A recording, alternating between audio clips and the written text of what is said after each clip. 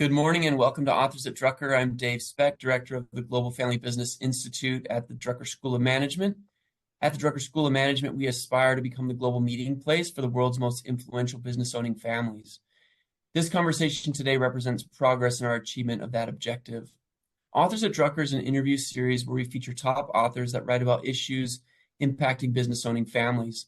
Authors at Drucker is made possible from the generous sponsorship from the James E. Hughes Jr. Foundation. The foundation is dedicated to advancing the study of family governance and generational well-being.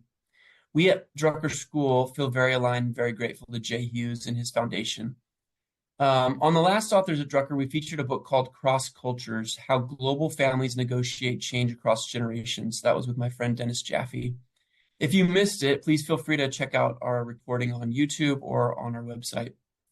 Before we begin, I wanted to mention two exciting initiatives that we have going on at the Drucker School Global Family Business Institute. I'm going to go ahead and share my screen real quick. The first one is a certificate program in advising family enterprises. This is focused on those advisors, bankers, CPAs, attorneys that are interested in serving business-owning families more effectively and more efficiently. This is a certificate that was really dedicated to the non-financial challenges of advising these particular business owners. And so if you're interested, please let us know. We're taking institutions through this program as we speak. The next thing I wanted to talk about was our Generational Wealth Masterclass content. This was recorded with our friend Jay Hughes, and it's really about, again, the non-financial challenges that financial success creates. A couple of those topics are navigating financially diverse relationships or appreciating and onboarding in-laws. These are topics that you will not see covered in a lot of other places. So we're pretty excited about that. If you want to learn more, please feel free to email me at david.specht@cgu.edu. And now we will get to the star of our show, Len Jessup. Today's guest on Authors at Drucker is Len Jessup. Len's a two-time business school dean and a two-time university president at UNLV and at Claremont Graduate University. Len recently retired from Claremont Graduate University, which is the home of the Drucker School of Management. And we appreciate your leadership, Len, and you're already missed. Thanks, David. Good to see you again, and Christy and I miss you guys as well. Well, you left at an interesting time to try to, you weren't trying to beat the heat to get back to Vegas, that's for sure. But, Yeah. I think when you think about any kind of transition, and most of our audience here are business owners and advisors working with business owners, but transition is never easy. I wondered if we could just start with just how you feel about transition and how that's treating you so far. I know it's super fresh. Yeah, it's, as you might expect, bittersweet because we'd grown so attached to Claremont and of course to all the wonderful people in the orbit of Claremont Graduate University that we miss everyone terribly. When I said that I miss you guys, we miss you guys, I really meant it. But it's also, for me, it's kind of a culmination of a 35-year career. And so the sweet part of it was now making that transition into doing things like what we're going to talk about, like the book, and being able to do consulting and being able to broaden my reach and have impact that way. So it's, some parts of it that I really like. And then there are parts of it like hitting the 100-degree heat up here that I not so much like. But anyway. Yeah. Well, I really enjoyed your book. I finished it this last week, and Awesome. one of the things that to me stands out really early on is just your level of vulnerability. I think writing a memoir, I don't know what it feels like, if it's cathartic, if it feels kind of surreal. I mean, you're not passing away. You're retiring. You're moving to something else. Tell me just a little bit about the experience of just writing the book. Yeah, so this is obviously something that's been many decades in the making. I really sat down seriously to write it, though, 2 summers ago, so just about 2 years ago. And I wrote the first version of it that summer and then connected with Forbes the early version Forbes. So let me just say this: I sat on the book for a year first because I just I didn't think people would want to read it. I didn't have the courage to put it out there. I felt like I was pretty open and vulnerable here, and kind of revealing some things about myself that I wasn't sure if I wanted people to know some of the anecdotes of my life. And then when I connected with Forbes, one of the first bits of advice I got from them was, "You're not famous enough for a memoir." And so it really shifted. It was more memoir initially, and then went through a pretty significant rewrite, a lot of additions and changes to turn it into the book it is now. It's really a book about servant or selfless leadership that happens to have some, kind of anecdotes about my life that help bring some of the points to life. Yeah.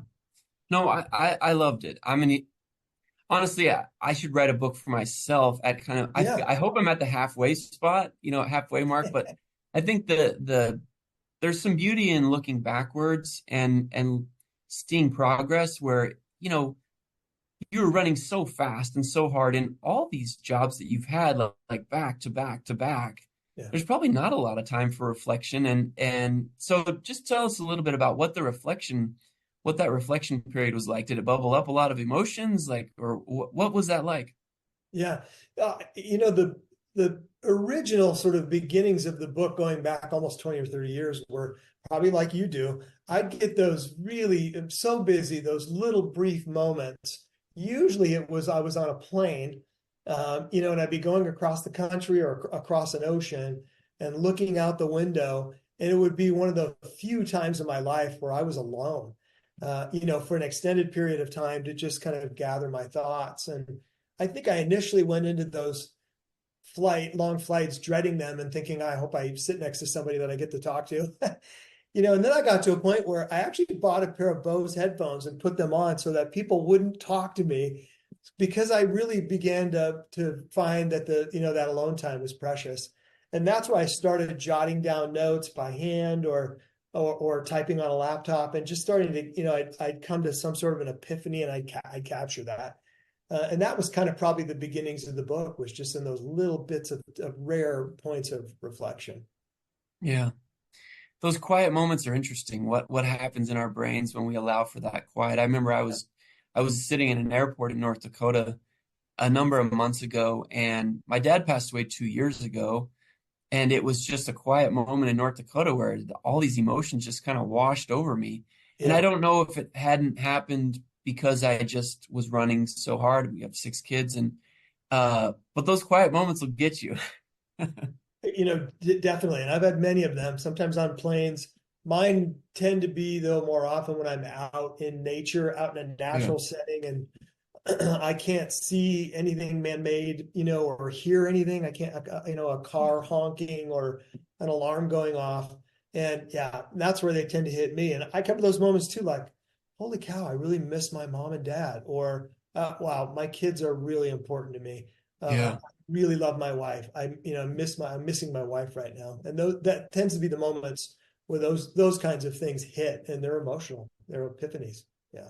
Well, and I think for business leaders in particular, I think we need to try to encourage the building in of space to have those moments, because as much as, I wasn't excited about being a puddled mess in the North Dakota airport. I needed Yeah. the moment, I needed the Yeah. moment. And some of those reflective times that you talk about in the book, I think we need them to just Yeah. humanize the experience, give ourselves a little grace. Yeah. Um, yeah. It does translate into in the work world too, because right, just like you, I'm sure I've had those moments on the plane where you're kind of dipping my head, like, I hope people can't see me tearing up. And I might be thinking about something at work, like, wow, I really need to implement that benefits pack. We got to do that. People need that. I got to do it. Got to do it. Can you tell us okay, this wasn't on the script, but the story about that benefits package to me Yeah. was really an interesting story. Would you unpack that story for us? Yeah, that was so when I got to UNLV, I'm new in the presidency. As any good president does, I did my listening tour. You typically do like your first 90 or 100 days where you're out just meeting with people both inside the organization and out, key stakeholders. In that case, I met with, and sometimes in groups, but just about every one of the several thousand employees at the time at UNLV, either individually or in groups, and just listening to them. I met with a group of the groundskeepers and sort of landscapers, beautiful campus at UNLV.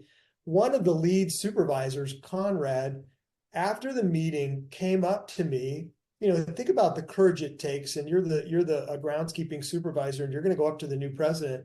And he said, there's something I want to talk about, but I didn't really get time or really kind of find the gumption to bring this up in front of everybody. But do you mind if I come and meet with you privately? And so I said, absolutely, set up a meeting. Conrad comes in, and the gist of the meeting was, he said, I'm sure you heard about the benefit, the very generous benefit that faculty get here, where their dependents or partner or wife or husband or whatever get to essentially go to UNLV for next to nothing. I mean, like almost free. It's very inexpensive. And I said, I had read about that. I was aware of that. And he said, do you realize that it's extended also to the professional staff, like administrative assistants and the other high-level administrators here? And I said, I didn't know that, but that's good to know. And then here's the kicker. And he said, did you realize that benefit does not extend to the classified staff like me, groundskeepers, bookkeepers, and I said, Conrad, I didn't realize that, and of course I'm thinking in my head, wow, those are the people that need that benefit the most, because they're not making much money. In many cases, they're not college educated. It would be transformational to those families for their kids to be able to go to college. And we had a law school and a student launched a medical school. This is, generational impact for family. Yeah. So anyway, long story short, he and I worked together, and I give him the credit for it because he came up with the idea, brought it to my attention, took a lot of courage. And he was the one that went repeatedly to our Board of Regents and public comment time after time, hammering on them that this had to be passed. It was a lot harder than it needed to be, and it took a lot longer than it should have for reasons I won't go into, but we eventually got it passed. So that benefit then became available to the classified staff and their families. I look back on that, and probably one of the things that I'm the most proud of, even though we built a stadium and we did all kinds of other incredible things, that it's things like that were really important. Yeah, that's an incredible story. I mean, it is that, like, the courage of Conrad to do that, but then, you as a leader getting to participate in like generation changing type of work. I mean, that has to be so gratifying. Awesome. Yeah. Something that helps to shape, families for generations to come. Transformational. Yeah. You've got a groundskeeper that's doesn't have a college degree, and then the son or daughter then gets to go and become an attorney or a medical doctor. And you think about the effect that has on the family going forward. Yeah, absolutely. So your book is called Selfless. Okay, today we live in a look at me culture. And whether it's social media, look at me, whatever it may be. How in the world did you discover that focusing on the success of others was actually the straightest path to your success? It's a little counterintuitive too, because I think we've all been fed this narrative about leadership, that the leader has got to be the charismatic, inspirational leader, right? Sort of almost the peacock that everybody sees and is inspired by and follows. And I just don't think that. I think that is true for some leaders, but not always. And sometimes quiet, humble leaders can also be inspirational and, inspire people to follow and to do great things together collectively. And it was through experiences like that one I just described with Conrad that made me realize that, wow, it's really about not only being a selfless person, a selfless leader, thinking more about others before you think about yourself, thinking about the impact on them before you think about the impact on yourself, but that it's also about acting. That's why with the title, it ended up being 2 words, selfless, because I started to think of self as a verb, like wag more, bark less, that you need to self less, actually acting and being proactive, and acting in the interests of others that you're responsible for. I like it. So towards the beginning of the book, you mentioned some really personal challenges that you had navigating just your personal life and professional life. Why is it that setbacks seem to contain the richest learnings? What are your thoughts on Yeah, that? it's a good question. I think there are many reasons why. I mean, obviously you learn from them, right? Things that you didn't know before, maybe things about yourself that you didn't know. I think, there's the one anecdote in the book that I talk about being at a real low point in my life. And, what came from that, the learning and the strength that came from that was that I saw that I could pull myself up, from my own bootstraps out of that and get out of that and then get to a better place, both personally and professionally. And there's strength that comes from that learning that then helps you to weather storms, further down the road. I give credit to, I remember the little tiny book, The Last Lecture by Randy Posh. Hmm. And it was at his university, there was a habit where when faculty were retiring, they'd give their last lecture. For Yeah. him, fighting cancer, that literally was to be his last lecture, is really his last time on earth in front of his colleagues. And out of the lecture, and you can either watch it online or you can buy the little book and read it in less than an hour. But I loved his little anecdote about the brick walls in life. He talks Yeah. about this point we're trying to make, but he does it, I think, a lot more eloquently, that the brick walls aren't there to stop us. They're there for us to really realize how important it is, whatever's on the other side, how important that is for us to get to it. We find ways through, around, over, we figure it out, we get through it, and strength and learning comes from that. Yeah. So you talk about, overcoming obstacles and navigating some of these brick walls. You also talk about the importance of encouragement along the way. Um, I think as we think about who surrounds us, I mean, people talk about, show me your friends, I'll show you your future. What advice do you have about collecting advocates and editing your friend group throughout your professional and personal life? I don't know if editing your friend group is correct, Yeah, but I mean, I think early on, somewhere I realized that I needed help, right? That I didn't have all the answers. I came from uh, humble beginnings myself, Italian immigrants on both sides of the family.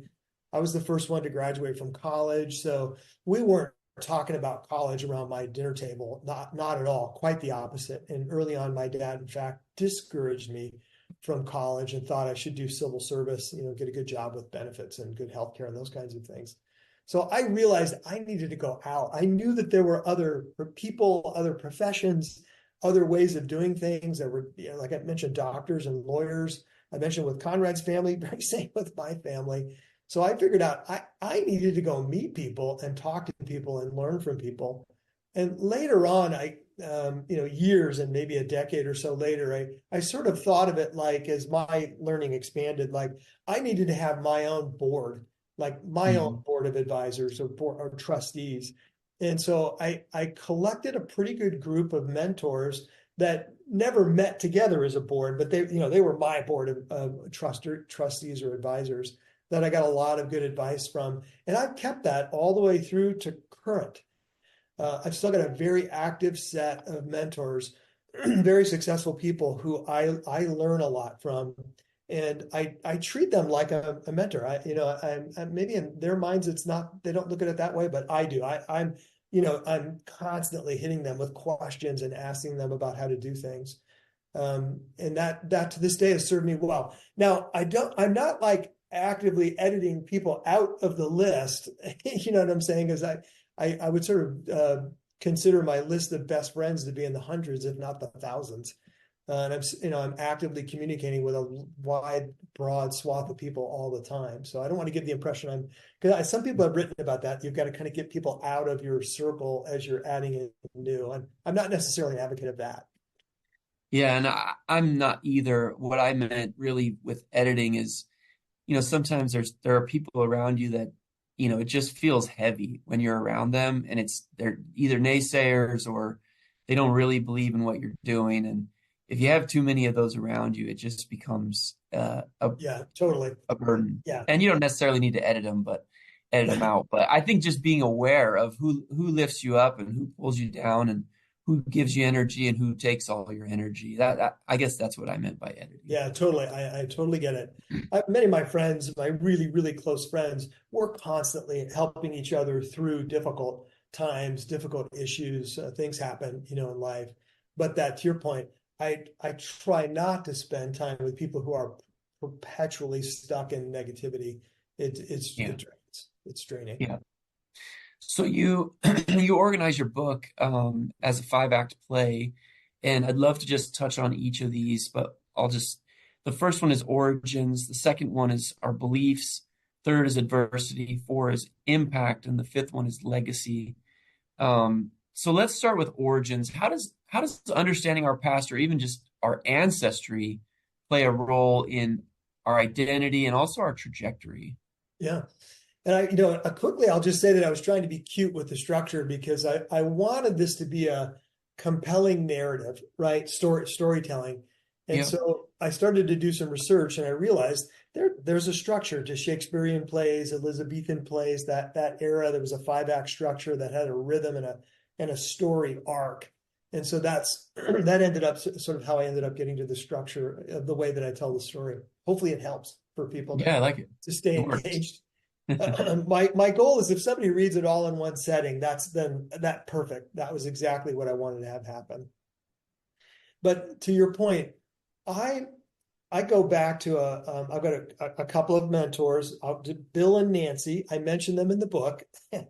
Nancy, long time, very, very high level executive coach for very large tech firms in Silicon Valley and kind of around the Bay Area. And she, as I was kind of early on shaping the thoughts around the book, she took me through an exercise that was sort of an ancestry exercise that got me. We spent almost a full day, and she got me thinking about my roots and where I come from, all the way back to Italy. Like I said, my dad's side of the family up northern Italy near Venice, mom's side down on the island of Sicily. Very poor fishing families in both cases. And escaping oppression to come to America, like it's the immigrant story. My family happened to do it around 1900, making sacrifices for kids and grandkids that they didn't even have yet. They were doing it for future generations. I kind of then, as the grandkid coming along, got to benefit from that. And they were, overwhelmed to see me get to go to a good school, K through 12. Unfortunately, my grandparents weren't around to see me then be able to go to college. That was the whole reason they did everything that they did. And that exercise with her that day made me realize that there's two reasons the two reasons why I do what I do. One is I'm giving back to my grandparents and then the ancestors beyond them that I don't even know who made those sacrifices for me. So I'm doing what I do now to pay them back. And then second was first gen college graduate. I went to play baseball, a little California JC for the first couple of years. And then I got so much out of higher ed. It propelled me and launched my career and helped me do things I wouldn't have been able to do otherwise. So that's the second reason why I do what I do and why I devoted my adult life to higher ed. I'm giving back to a system that gave me so much. I wouldn't have been able to do anything that I did without it. Yeah. I just think about that experience that you just described, and I could tell by the energy of your voice of how it impacts you to actually take time to look backwards at Yeah. your ancestry. And, what would be the impact of, a fifth grader or an eighth grader doing that same experience? And how would super young Len Jessup have received that if it happened earlier for you? Have you ever thought about that? I honestly think for me, if I think of myself as between fifth and eighth grade, it wouldn't have worked. I was just too antsy. I wouldn't have wanted to spend that sort of reflective intellectual time. I would have been oh my God, let me go outside and play baseball. This is just killing me. This is too boring. I was a good student in class, practically straight A, but that kind of talk for me would have been like, oh my God, get me out of here. Maybe the end of high school or into college, you could have I managed. think, yeah, it started to sink in probably late high school, and then sort of from adulthood on, like, okay, I get it. I get it. It's, Yeah, that old thing about your parents, the older you get, the smarter they get. There's a that's lot of true. that going on. That's true. So the second act you talk about is beliefs or values. And as you think about personal and professional decisions you've made over the course of your life, how did that kind of clear set of beliefs and values um, steady the course for you? That came later as I started to get into leadership positions. And, we were tasked with moving the team, the organization from point A to point B. So organizational change. And it quickly, that I hadn't heard the quote yet, but it quickly figured out culture eats strategy for lunch or for breakfast. Peter was famous for saying it. Many people have said it though, throughout history. And that became obvious very quickly when you got to move a large team or an organization from one point to the other. All the planning in the world's not going to matter if it's not consistent with the culture, and the culture is really a collective set of values shared by the people inside the organization.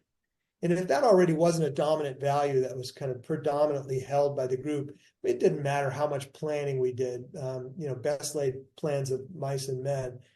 You weren't going to move the organization from the to be state to the desired state if it wasn't already inculcated in the culture.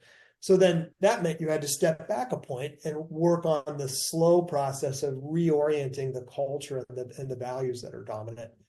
Because then, if there wasn't already pursuit of excellence, you're not going to achieve excellence. You got to go back and work on cultural issues. So that it was sort of an early leadership, responsibilities where I started to figure that out. So as you think about taking on these different roles that you've had, whether it's at Washington State or University of Arizona or taking on the president role at UNLV or Claremont Graduate University, any specific stories around coming back to that core set of beliefs or figuring out exactly what the purpose is and how you got that, how you rallied the troops to move forward? Any specific stories that you could share? Gosh, there's so many. We did big, large scale strategic planning processes at UNLV and then also at CGU.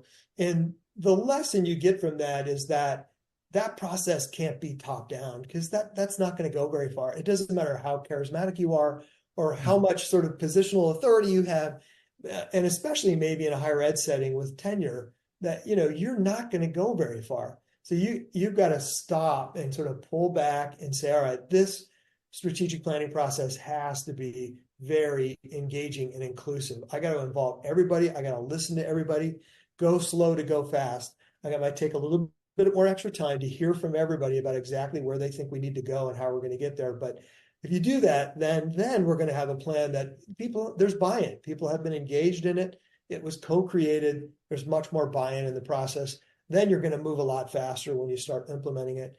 So I could point to either of the strategic planning processes at CGU or at UNLV. They were slow and inclusive, but I think that's why they were better and they got implemented faster and better.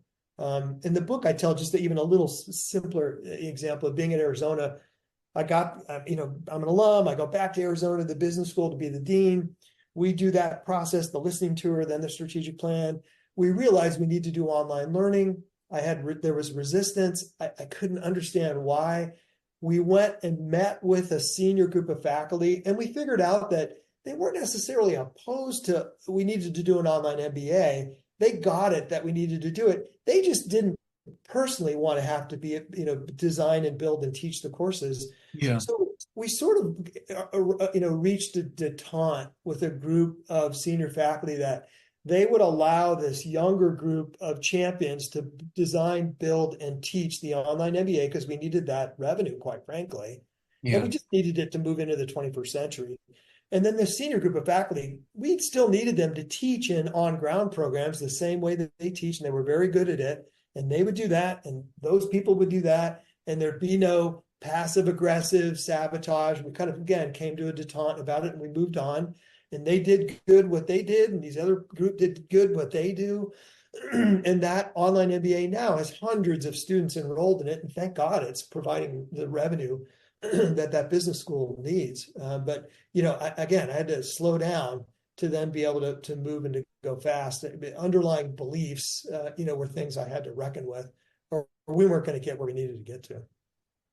So one of the patterns that I've seen just in reading your book, listening about the roles that you've taken, is you've taken some steps into the dark, not knowing necessarily how it was going to end up.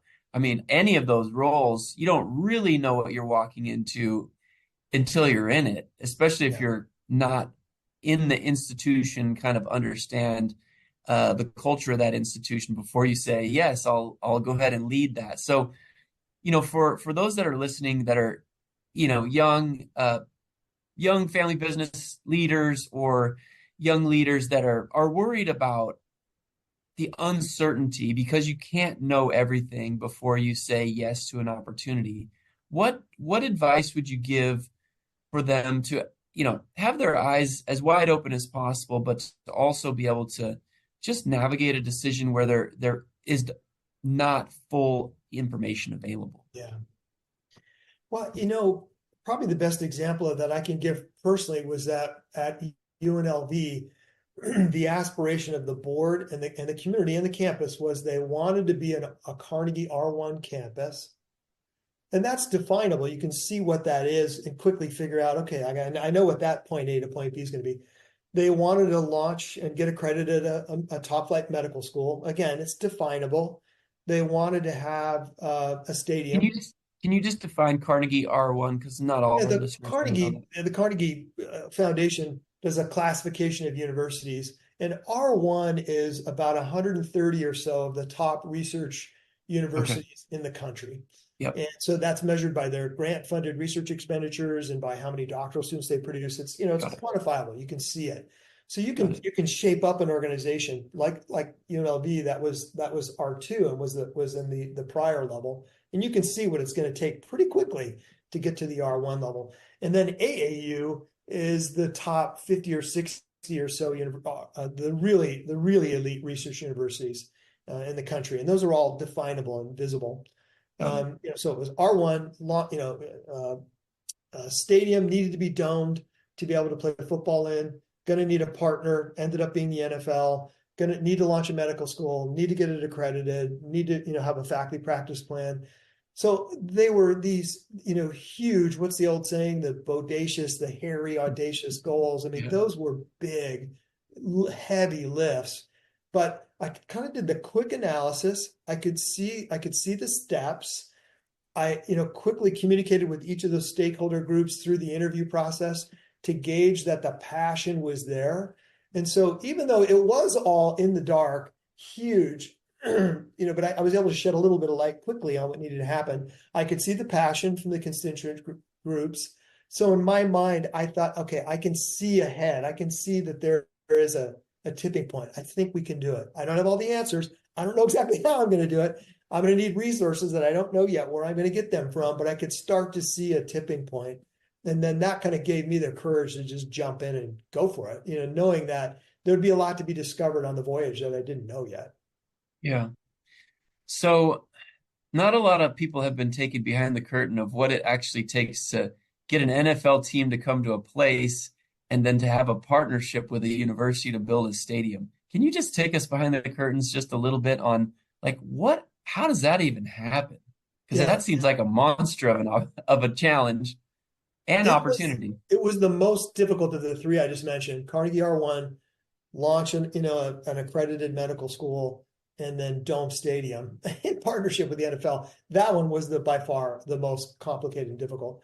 And I can't take credit for it. I mean, that took hundreds and thousands of Yeah. people. I Yeah. was lucky that the governor, Brian Sandoval at the time, who's now the president at University of Nevada, Reno, and he and I ended up becoming good friends through all of this. But he appointed me and another gentleman, Steve Hill, as co-chairs of a task force, essentially to look at the viability of a stadium. It ended up being state funded, so there was a room tax that was agreed to that the resorts on the Strip would pay, and really it was that visitors to the Strip on their hotel bill would be an Yeah. extra dollar or two a night Yep. that would go toward the stadium project and also toward the convention center project. And so that's how it ultimately got done. But it was so difficult. Initially, the 32 NFL owners, Mark Davis, the owner of the Raiders, was for it. We talked to him early on, and he was on board, to do it. But we had 31 other owners who were not, and they were leery about the gambling and what's going on, and that would that affect. the team and the players. And so there were a lot of hurdles to go through. Most difficult thing I've worked on in my life, but we got the owners on board. Then we got the guys on the owners of the strip resort properties on board. Then it was governor, legislature on board, get the UNLV board on board, and working through all those levels, all the dominoes kind of lined up, and then boom, boom, boom, boom, boom, and then everything fell into place. Complicated, but pretty cool. Now 65,000 seat dome stadium that UNLV gets to play in essentially for free and share with the Raiders. The Raiders have natural turf that goes in and out of the building, like the stadium in Phoenix. And then UNLV plays on artificial turf. And we even worked in the deal where the Raiders paid for the turf that we got to use. And so it was a great deal for the university, and it's a great place for them now to compete. I think it's a great deal for the Raiders too. Worked out pretty well. They did get a pretty good deal. Yeah. So, I mean, as you're telling that story, I mean, it leads us to that third act, which is adversity. And, you're not going to lead anyone without some adversity. Many of us actively avoid adversity, and maybe by doing so are missing out on some growth opportunities. When it comes to navigating adversity and setbacks, like, how do you do that? Because people want to personalize everything. I imagine that as you're putting the stadium deal together, I mean, people are probably coming after you personally, not about the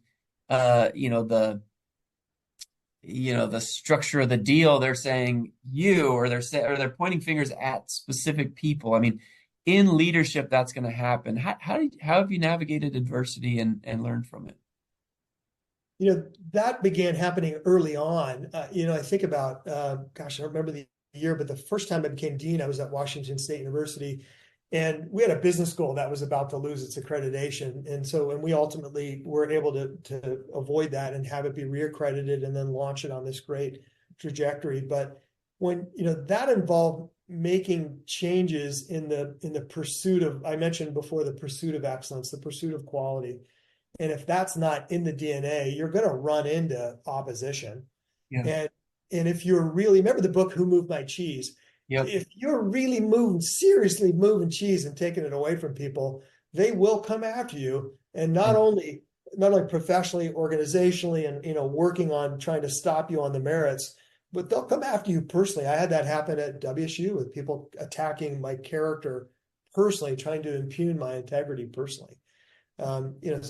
Chances are, if you're moving the team and the organization from point A to point B is a pretty significant jump, then you're going to get the personal attacks. You just got to know that, and you got to realize it going in and not take it personally. And you work a strategy around the opposition, that's professional, and you also kind of have a strategy around the opposition that's personal. A lot of it, you just got to let it brush off and not worry about it. But if it's a situation where somebody's really doing something where they're trying, maybe even legally, to go after you and attack you, you've got to have a whole strategy and a team around that opposition as well. That just goes along with leadership. And the higher you rise, the more formidable that opposition is going to be. You just got to realize it and prepare for it and plan around it. Well, and my guess is that, the clearer you are on your purpose and the belief, and as you have conviction around what you're actually doing, I mean, those are the things that make it survivable, right? I mean, if you don't really believe in what you're doing, being attacked personally and being lambasted in the newspaper is just not survivable if you don't really believe in what you're doing. Yeah, I mean, 99.9% of that personal attack stuff for me, I just never paid attention to it. I'd come back to the basic principle that, is this somebody I respect and that I have deep respect for? Yes, then I better, that's a problem. I better listen to what they're saying. But if the answer is no, then don't worry about it. And even if it's in the paper, don't worry about it. It doesn't matter. That's tough. Stay true to the goal. So Act 4 is impact. The world is loving that word and attaching it to almost everything now. Impact investing, impact philanthropy. But when you think about impact, what does it mean, and what impact have you been seeking to make in your professional life? I think, you probably heard me say, and I mentioned it in the book, that that a decade or two ago, I figured out for me, the purpose is when I get to the end of my path, you probably heard me say this, that in that moment at the end of the path, I want to be able to look back and know that I did as much good for as many people as I could, and that I never shied away from an opportunity to do so. I've got it written in a little notebook in the desk drawer right here. It's guided everything, decisions big and small. So I've been pretty clear on purpose for me. And then somewhere along the line too, I realized, I think it was that I can't remember, there was a quote from Neil Armstrong that I read some time ago, famous astronaut. And it was, we're each of us is on this earth with a finite number of beats in our hearts. And then he kind of said tongue in cheek, I'll be damned if I'm going to waste any of my beats. That was kind of how he summarized how he operated. And that got me, I did some reading and exploring. And then I came to an epiphany that if you think about, then you take that adage of a lifetime, think of it, come back to one day.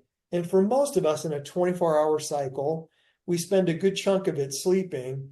And then the waking hours in the day, we spend, most of us, unless you're, insanely wealthy, most normal people, the waking hours in the day, most of them are spent working. You're either working or you're at work.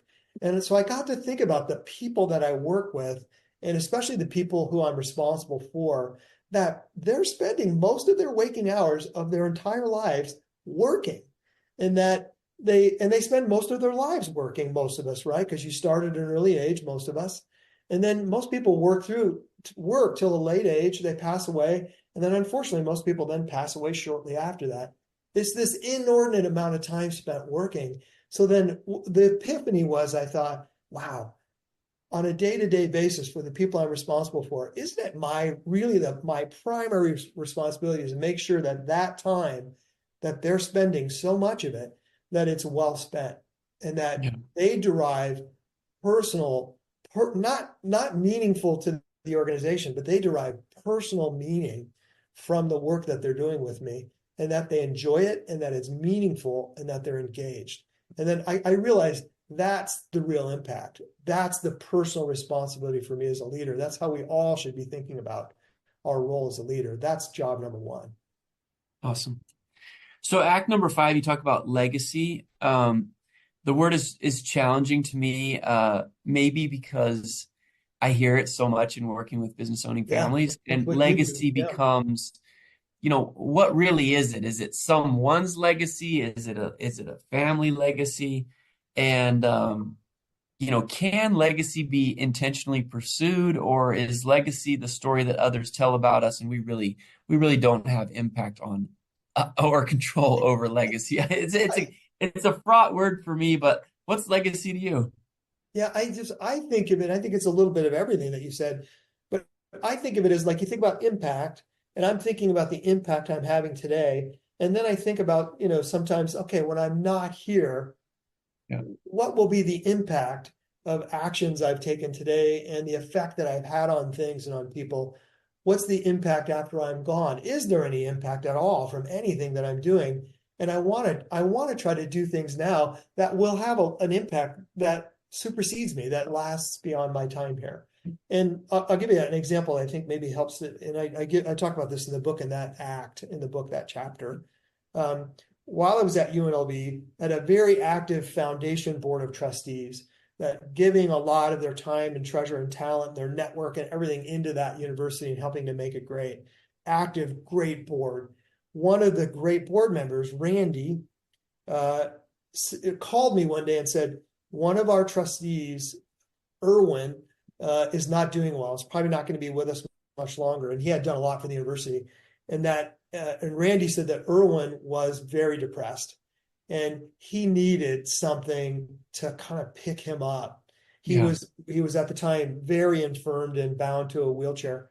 And Randy said, you need to get him to the campus, get him in a golf cart. I don't care how you do it, but you need to do it quickly and get him on a little ride, kind of a ride down memory lane, around campus. So I called Scott, at the time our head of advancement or fundraising development. And so we worked with Irwin's wife and the driver and the van, and they got him to campus within a few days. We got him in a cart. He was not doing well, and you could tell that he was physically not doing well, but that he was also severely depressed. He could barely speak. We got him in the cart, and Irwin had been a part of a group of commercial real estate developers that put together the 200 or 300 acres of land around the university. Even though technically speaking, UNLV is not really thought of as a land grant university, it kind of is, because a group of these early trustees cobbled together, bought this land and put it together, and then gave it to the university, literally, Wow. to get it started. And then he ended up being active in buildings that were built along the way. So we literally did the drive down memory lane, going around this land and that building, and then you did this building, and this is what's happening in that building, and that led to the medical school. And we were, from a stewardship point of view, we were literally and figuratively stewarding him and his giving over decades, and showing him the impact that would go beyond. He was so emotional. He tried to speak several times along the way, and he couldn't even speak in the golf cart. He was just so overcome with emotion. We got him back and got to the van, got him back in the van, and I'll end with this, that then for some reason the quote came to me. It's attributed to Sir Isaac Newton. There's debate over whether he was the first one to say it, but it's that old saying, if I've seen farther, it's because I'm standing on the shoulders of giants. Mm-hmm. He actually did write it to a colleague, a mathematician. There's just debate whether he was the first one to say it. Yeah. And I started saying that, and then I got emotional, and I could barely get it out. And we were all crying, with him in the car, and I just barely choked out, "Thank you." I mean, none of this would have happened without you, Erwin. You have to see that. And he got it, he got it. And then we got him and got through that moment and got him on his way. And then Randy called and said that was exactly, I talked to Erwin, that was exactly what he needed. Thank you. He needed to know that his legacy was secure. And we got to help him do that. That's one of the most special moments for me, not only in fundraising and not only professionally, but probably in my life. And there were several like that with donors, where you're helping them to see that their legacy is secure. That's awesome. What a gift, at the end of his life, to be able to, again, I think about legacy as a story other people tell about us, but you were able to kind of fast forward that to, hey, let's show you right now, before you're gone, all the things that you've been able to accomplish. Your fingerprints are all over this place, and what an amazing gift. And especially just, if he's feeling down, and that may be a moment that, that he has, that he could reflect on, or just enjoy that moment. Yeah, exactly. Quickly, one of my favorite movies is Gladiator, Russell Crowe.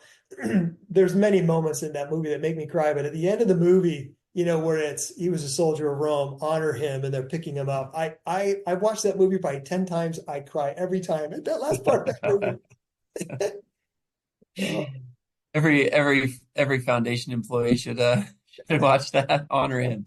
Yeah. So coming to a close here, but a couple of other things. In the book, you mentioned a few different times some song lyrics, and I love this, because these are things that, when I listen to music, it just gets burned into my brain. One that I like the most is Tim McGraw's "Always Stay Humble and Kind." Len, I really feel like you've emulated that in all my opportunities to interact with you. But I feel like sometimes people take humble and kind as some sort of, that might be a chink in your armor as a leader. That might mean you're weak. So why are the traits of humility and kindness important to leaders that really want to make an impact? Yeah, I had just a quick anecdote, is that kind of the plus and the minus of that point you just made. Is I had, on the positive side, I did have somebody who was a board member early on, ended up going to be a very successful, very well, I won't even mention the company because I don't want people to know who he is, but and said to me, "You gotta, I don't know why, but he just said to me, don't believe your press clippings. Don't let this stuff go to your head." And it was good advice. Now, to your point about leadership and can you be humble and be an effective leader, I had another very influential board member and a very successful business executive say to me that I was too humble to be. I was too nice and kind and humble to be an effective leader, and I needed to toughen up. And I didn't agree with it. And I, but that's always stuck with me, that person said that to me. And I thought, no, that's not true. That's not true. We can think of very influential people in the history of humanity who were very quiet and humble and had dramatic impacts on the world, both in business and just in religion and in life. And so I don't know. I didn't let that one bit of advice. I listened, I heard it, but I never let it rule how I did things. Yeah. I mean, I think you can't be a leader without courage and some conviction, but in terms of humility and kindness, I mean, humility makes it so that you're always learning and listening. And kindness makes you approachable. And if you're not approachable somewhat as a leader, like you can't have followers. So, you know, it's not so crazy for me to think about it, but I wanted to just have you articulate it. Yeah, so no, it's perfect. Yeah, the perfect thing is that, right, as leaders, the moment you sort of think to yourself, yeah, I'm an effective leader, that's when it's time to go back to school. I think we should always think of ourselves as being a student of leadership. It's a Zen-like leadership, the role never achieved, never attained. I'm constantly chasing it. I'm a student of leadership. I'm constantly learning and growing and evolving. Well, if you were the same leader at WSU as you were at Claremont Graduate University, I mean, those are different set of challenges different set of people that you need to lead. So that makes total sense to me. Yeah, absolutely. Yeah. I mean, that's like president at UNLV is like the CEO of a publicly traded company, and president at CGU. So UNLV kind of public, company. CGU is like running a small family business. It's a completely different model, a different governance approach. Everything's different. Yeah. Well, Len, thanks so much for spending the time with us. Thanks for vulnerably writing the book and putting yourself out there. And thank you for your service at Claremont Graduate University and all the stops along the way. Really Dave, appreciate you. Thank you, Dave. And thanks for having me and giving me the time to do this. And thanks for getting the book and reading it. Absolutely. I'm going to just close with a couple of exciting announcements. I'm going to share my screen. July 18th, we're going to have Kathy Carroll join us. She wrote a book called Hug of War. I love the title, Hug of War, How to Lead a Family Business with Both Love and Logic. After her, in August, we're going to have Stephen Goldbart, Stacey Allred, and Joan DeFuria talk about the 10 by 10 learning roadmap, advancing, flourishing in families of wealth. And then this is kind of a classic book. Bo Burlingham is going to join us with Paul Spiegelman to talk about small giants, companies that choose to be great instead of big, which is fascinating to me. And I think our family business audience will love that one. Then in September, we have Sudef Sheth, and he's going to talk about his book, Bankrolling Empire, Family Fortunes and Political Transformation in the Mughal India. A fascinating read. I've just started that.